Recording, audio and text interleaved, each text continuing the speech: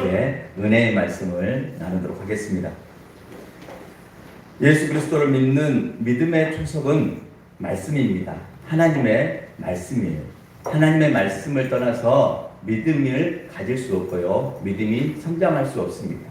이미 하나님의 감동으로 된 말씀을 통해서 우리가 믿게 되고 그 믿음 안에서 우리가 거하게 되고 믿음 안에서 성장하게 된 줄 믿습니다. 오늘 본 시편 119편의 말씀은 말씀에 관한 시편이에요. 그러니까 제일로 긴 장이 시편 119편입니다. 그리고 제일로 짧은 장은 117편이 가장 짧은 장이에요. 119편의 가장 긴 이 장에 계속 말씀을 말합니다. 하나님의 말씀에 대해서 말합니다. 오늘 본문 말씀 97절에 이렇게 말씀합니다. 함께 다시 한번 읽어볼까요? 읽겠습니다. 내가 주의 법을 어찌 그리 사랑하는지요. 내가 그것을 종일 작은 소리로 읊조립니다. 아멘. 주의 법은 계명을 말합니다. 계명은 하나님 사랑, 이웃 사랑입니다. 계명은 말씀이에요. 하나님의 말씀입니다. 이게 법도 율례, 계명 다 하나님의 말씀입니다. 율법 하나님의 말씀이에요. 그러니까 같은 하나님의 말씀입니다. 하나님의 말씀을 어찌 그리 사랑하는지요. 오늘 한 분 한 분이 하나님 말씀을 사랑하시기 바랍니다. 세상에 많은 말이 있습니다. 그 말들 우리가 귀히 여기는 부분도 있습니다. 하지만 하나님 말씀을 사랑하지 않으면 믿음이 내 안에 역사하지 않습니다. 하나님 말씀을 귀히 여기고 사랑해야 돼요. 하나님 말씀을 읽어봐야 돼요. 그를 읽어보려면 잘 들어야 돼요. 믿음은 들으면서 나니까. 잘 들으면 믿음이 생기니까. 성경을 읽으면 믿음이 생기는 거예요. 내 관점이 중요합니다. 어떤 관점에서 성경을 볼 것인지. 나 중심적인 관점에서 성경을 보면 자기 중심적인 믿음에서 끝납니다. 하지만 예수님 중심의 그 구원의 사역을 관점에 두고 읽으면 그 속에서 은혜가 돼요. 아무리 힘든 사람도, 아무리 좌절하고 실패하고 힘든 사람도, 지치고 힘든 사람도 하나님 말씀으로 회복이 됩니다. 하나님 말씀으로 치유가 되고 살아나요. 하나님 말씀은 살아있어요. 그래서 오늘 우리에게 역사합니다. 하나님 말씀은 이렇다고 말씀합니다. 50절 보시기 바랍니다. 50절. 이 말씀은 나의 고난 중에 위로라. 주의 말씀이 나를 살리셨기 때문이다. 라고 말합니다. 이 말씀은 나의 고난 중에 뭐라 그래요? 위로라고 말합니다. 하나님 말씀은 위로가 돼요. 우리가 지금 새벽에 욥기서를 읽어보지만 욥기의 그 욥의 고난 가운데 얼마나 큰 고난을 당했습니까? 욥이. 예수님이 얼마나 큰 고난을 당하셨습니까? 그 속에서 우리가 당한 고난, 우리가 당한 아픔, 상처들 치유가 된다는 거예요. 아, 이 사람들도, 이분들도 그 고난 가운데 하나님 놓치지 않고 살았구나. 믿음을 지켜냈구나. 위로가 되는 거예요. 그 위로의 말씀이 하나님 말씀이라는 거예요. 103절 보시기 바랍니다. 103절. 주의 말씀의 맛이 어찌 그리 단지요. 내 입에 꿀보다 더 단이다. 라고 말합니다. 주의 말씀은 달달합니다. 주의 말씀은 꿀보다 달달해요. 주의 말씀이 내 속에서 달달한 그 당을 주시는 거예요. 피곤하고 지칠 때 주의 말씀이 내게 들어오면 내 영혼 가운데 그런 은혜를 주시는 거예요. 이게 주의 말씀을 펼쳐봐야 돼요. 주의 말씀을 열어봐야 돼요. 그러면 그 말씀이 내 발에 등이 되고 빛이 된다라고 105절을 말합니다. 105절에 주의 말씀은 내 발에 등이요 내 발에 내 길에 빛이니이다. 내 발에 등불이 되셔요. 비춰주셔요. 내가 걸어가는 길이 다 옳은 길이 아닙니다. 내가 옳다고 가는 길이 다 옳은 길이면 우리가 그렇게 생각하지만 어떤 사람은 악인의 길로 가는 사람이 있고 죄를 짓고 가는 길도 있고 자기 열심을 품고 가는 길이 있어요. 그 모든 길 가운데 주의 말씀은 등불이 되어서 비춰주신다라고 말합니다. 내 길을 비춰주신다고 말합니다. 주의 말씀을 통해서 깨닫게 해주셔요. 아, 나의 어려움 가운데도 하나님이 개입해 주셔서 아, 하나님의 어려움이 더 강했구나. 하나님이 옳았구나. 그것을 깨닫게 해주셔요. 나는 옳았다고 생각했는데 그 고난 가운데 아픔 가운데 하나님이 옳았구나. 그것을 주의 말씀으로 깨닫게 해주신 거예요. 그러니까 주의 말씀을 사랑해야 돼요. 주의 말씀을 읽어봐야 돼요. 주의 말씀을 잘 들어야 돼요. 주의 말씀을 내 마음에 품고 살아야 됩니다. 주의 말씀을 열어봐야 돼요. 130절 보시기 바랍니다. 130절 다 함께 읽겠습니다. 주의 말씀을 열면 빛이 비추어 아멘. 주의 말씀을 열면 열어봐야 돼요. 그러니까 성경책을 열어봐야 돼요.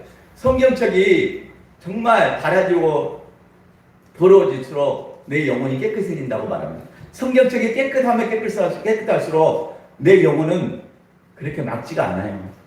내 영혼이 맑아지려면 성경책이 달아져야 돼요.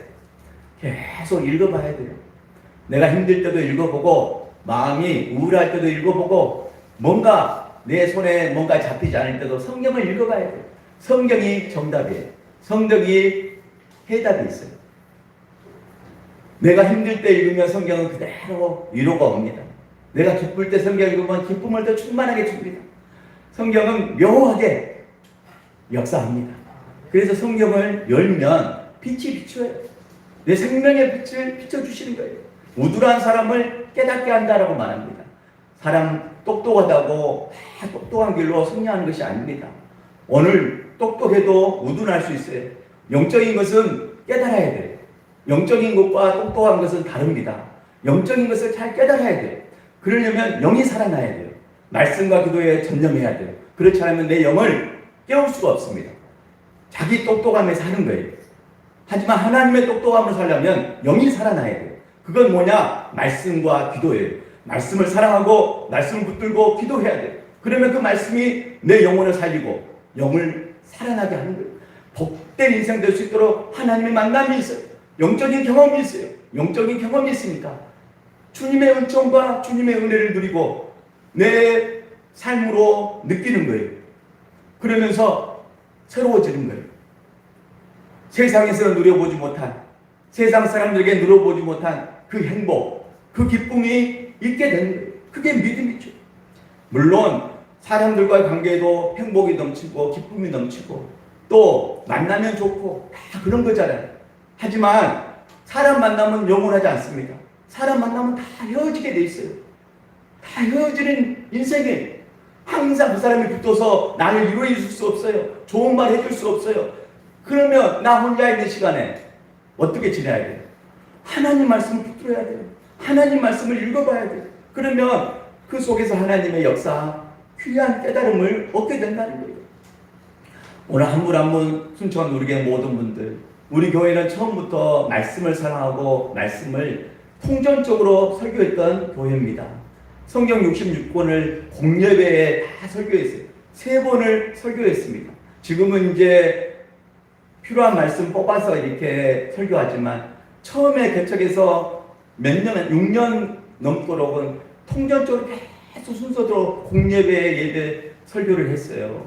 그러니까 그것이 저에게는 큰 도움이 되었고 우리 성도들이 그때는 참 힘들었겠다라는 생각을 합니다. 왜냐하면 은혜로운 말씀만 뽑아서 전했으면 얼마나 은혜롭고 좋았을까. 그런데 그 과정 가운데 그래도 하나님 훈련이었다.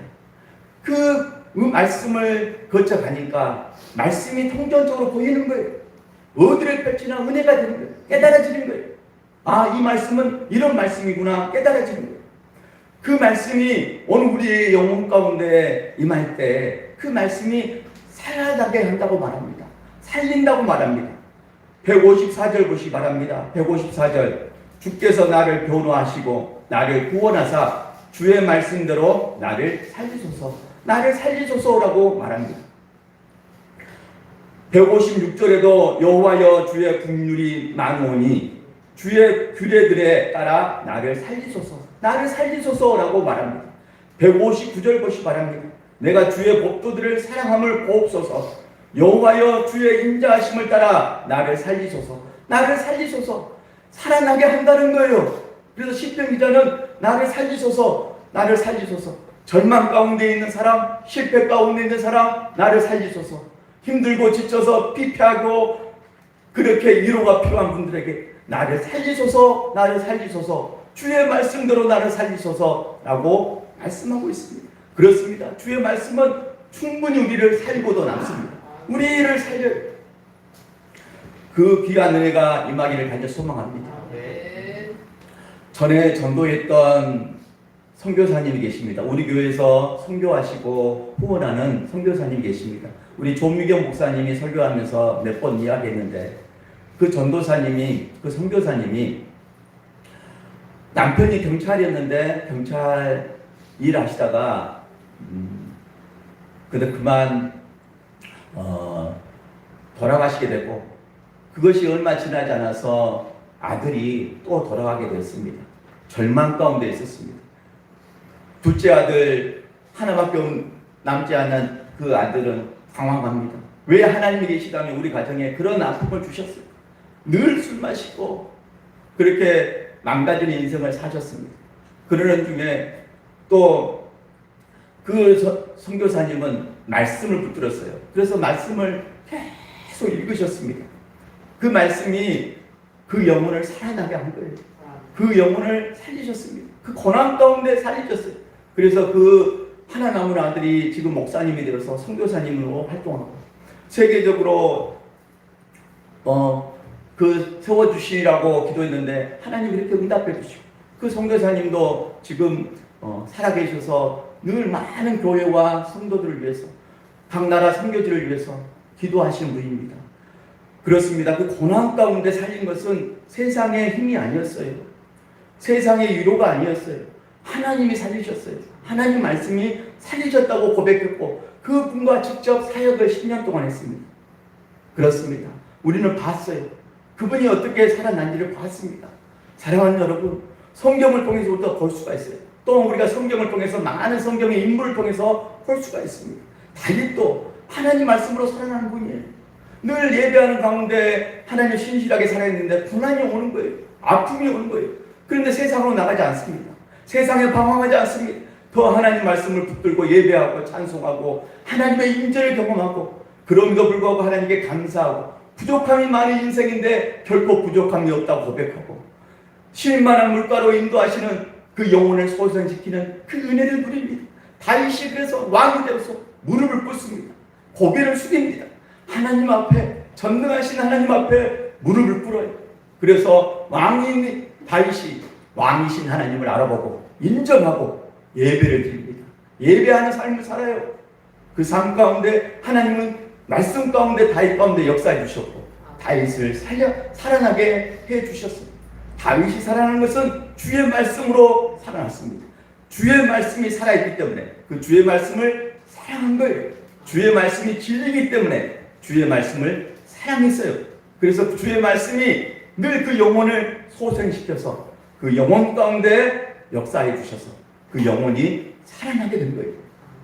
사랑하는 여러분 한 분 한 분이 말씀을 통해서 하나님의 귀한 은혜를 누리기 원합니다. 어떤 분은 달달한 은혜를 누리시기 원하고 어떤 분은 위로의 말씀으로 채워주시고 또 기쁨으로 충만하고 또 좌절과 실패 가운데 있는 분들이 새로운 희망을 갖기 원합니다.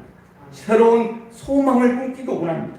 그래서 살아나는 역사 한 분 한 분 가운데 임하기를 간절히 축원합니다. 시편 107편 19절에도 이렇게 말씀합니다. 제가 시편 107편 19절을 읽어드리겠습니다. 이에 그들의 고통 때문에 여호와께 부르짖으매 그가 그들의 고통에서 그들을 구원하시되 그가 그의 말씀을 보내어 그들을 고치시고 위험한 지경에서 건지시는도다. 아멘. 고통 가운데 있었어요. 사람들은 고통 가운데 있는 사람들이 많습니다. 고통 가운데 있을 때 여호와께 부르짖었어요.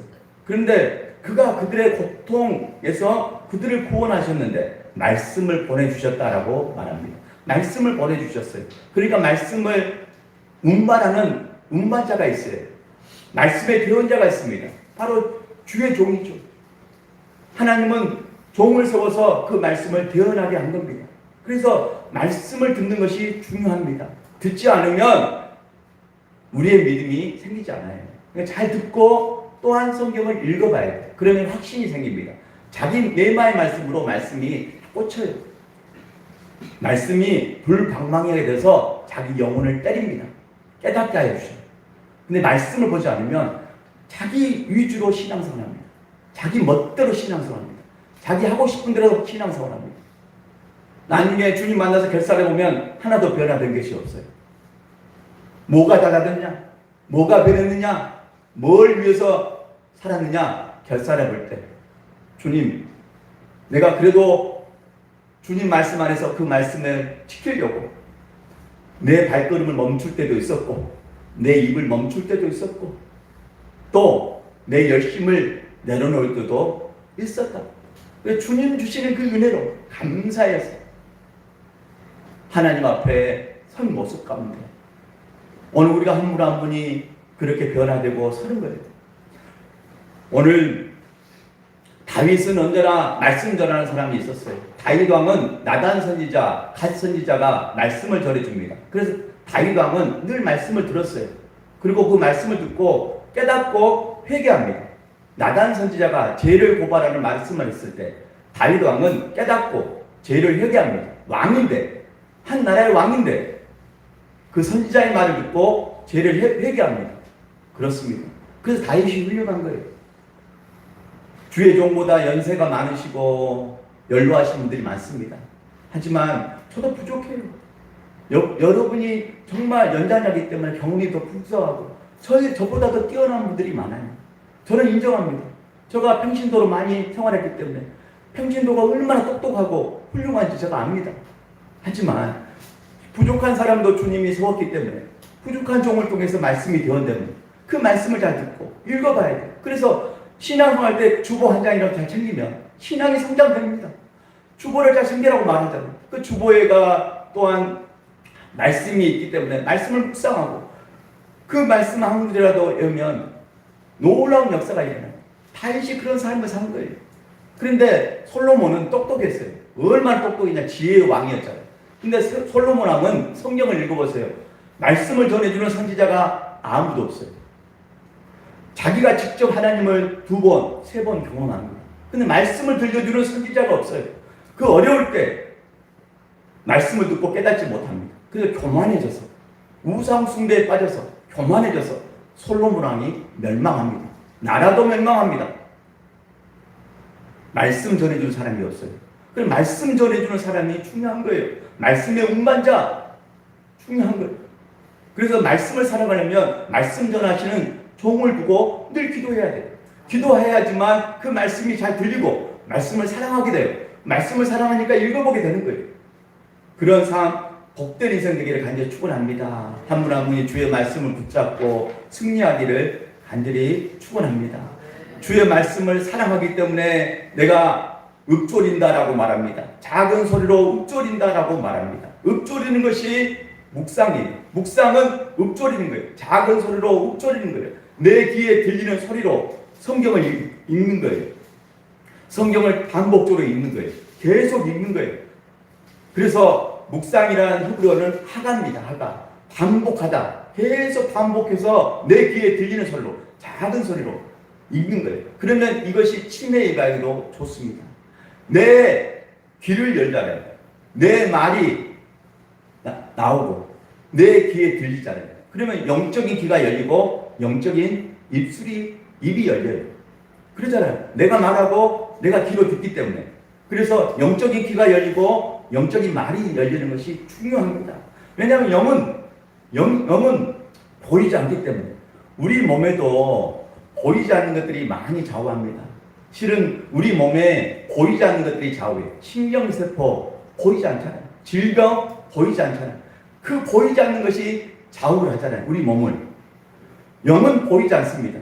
그 영은 하나님 말씀이에요. 하나님은 말씀이에요. 보이지 않습니다.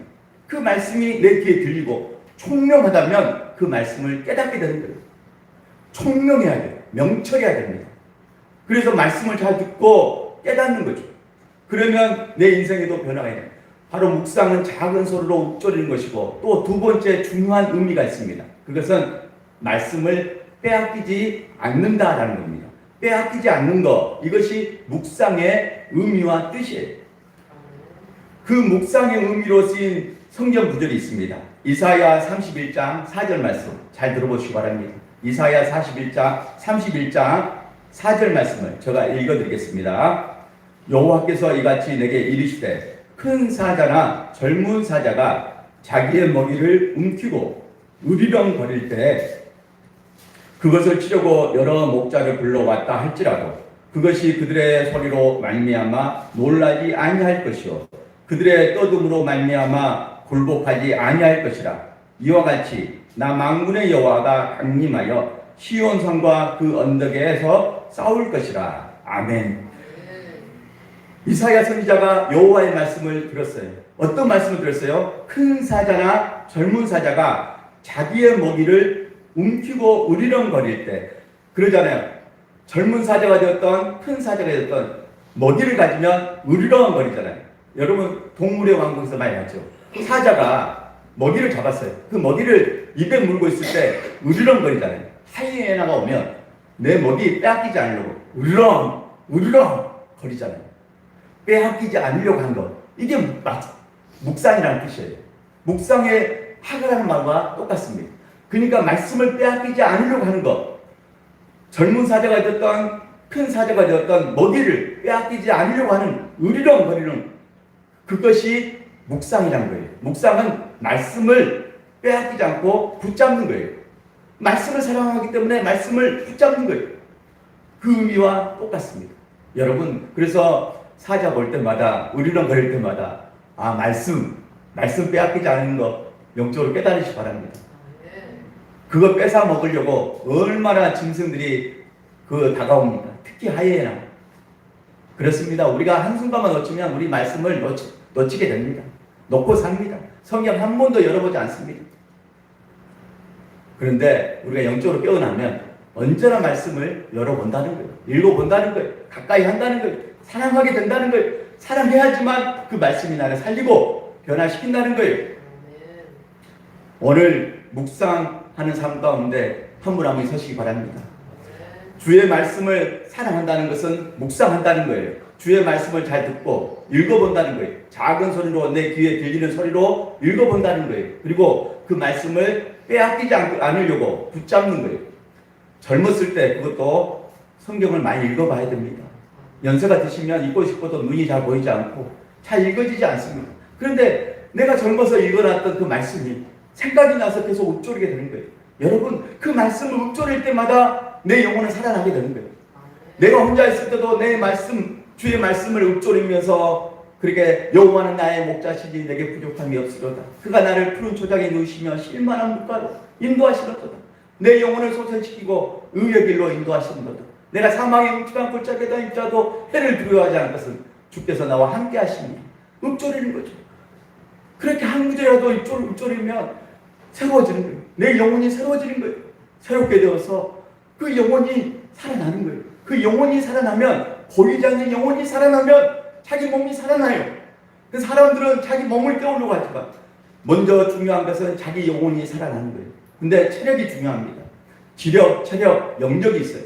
여러분, 제일 중요한 건 뭘까요? 체력입니다. 체력이 있어야지만 지력, 영력도 생기는 거예요. 하지만 지력이나 체력은 고갈될 수 있어요. 어느 순간에 고갈될 수 있어요. 하지만 나에게 영력이 있다는 것은, 영적인 힘이 있다는 것은 내 몸을 깨울 수 있고 내 몸을 다시 살릴 수 있는 거예요. 내 영혼이 중요합니다. 내 영혼이 죽으니까 내 몸이 죽는 거예요. 내 몸이 피폐해지고 방황하는 거예요. 마음 둘 데 없이 그냥 방황하는 거예요. 하나님께 마음을 두시기 바랍니다. 하나님 말씀을 사랑하시기 바랍니다. 하나님 말씀을 사랑하고 소중히 여기고 그 말씀을 읽어보시고 잘 들으시기 바랍니다. 그 말씀 내 삶 가운데 적용하는 것이 중요해요. 한 구절이라도 적용하는 것이 중요합니다. 이 앞주에 항상 기뻐하라고 말했습니다. 항상 기뻐하라. 딱 한 구절이잖아요. 항상 기뻐하라. 그러면 그 위에 범사에 감사하라. 쉬지 말고 기도하라. 생각날 때마다 읊조리는 거죠. 항상 기뻐하라. 쉬지 말고 기도하라. 범사에 감사하라. 한 구절씩만 읊조려 보시기 바랍니다. 그 말씀이 자기 영혼을 깨우는 거예요. 원망과 불평이 들고 짜증이 날 때 범사에 감사하라 생각이 나고 범사에 감사하라 적용해 보세요. 그러면도 감사하게 되잖아요. 내가 기쁨을 잊고 슬픔에 잠겨서 슬픔에서 새어나지 못할 때 항상 기뻐하라 떠오르면 항상 기뻐하라 내 귀에 들리면 그러면도 기뻐해야지. 내가 슬퍼하며 살면 내 슬픔으로 끝나는 인생 얼마나 허망한 인생입니까? 그래서 말씀이 나를 깨우는 거잖아요. 내가 기도를 잃어버렸을 때 쉬지 말고 기도하라 떠올려서 내 귀에 들리면 내가 기도하는 삶 가운데 하나님께 기도하는 삶 가운데 기도가 나를 살리는 거잖아요. 하나님의 도우심을 깨닫게 되잖아요. 하나님의 임재를 체험하게 되잖아요. 그래서 말씀이 나를 깨우는 거예요. 말씀이 나를 살리는 거예요. 말씀을 살아가는 한 분 한 분 되시기를 간절히 소망합니다. 아멘. 여러분 카톡에 항상 감사하라 그 글을 누가 써준지 아십니까? 행복하우스 원장님 오빠 되시는 분이 아직 예수 믿지 않는데 그분이 우리가 이제 구절을 보내면 자기가 감동이 되어서 그것을 예쁜 글씨로 써주신 거예요. 그래서 이제 교회 성도님들 또 전도하실 분들에게 우리 조 목사님이 보내고 있습니다. 그분이 아직 예수 믿지 않는데 어떻게 그 감동이 와서 그 하나님 말씀을 그 아름다운 글로 그 아름다운 사진에다가 새겨서 보내줄 생각을 했어요. 하나님이 다 일하신다고 생각합니다. 하나님이 그 선한 일을 하고 있다고 생각합니다.